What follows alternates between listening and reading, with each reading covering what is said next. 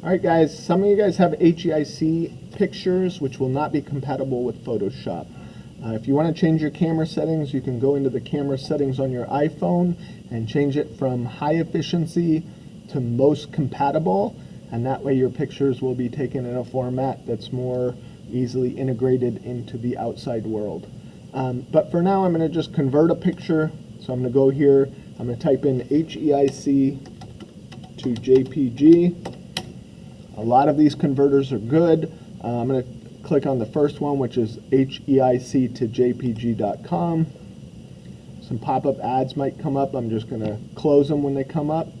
Click on here and go ahead and browse to wherever you've got an HEIC picture that you're trying to work with. They'll look like this. So I'll just grab this one.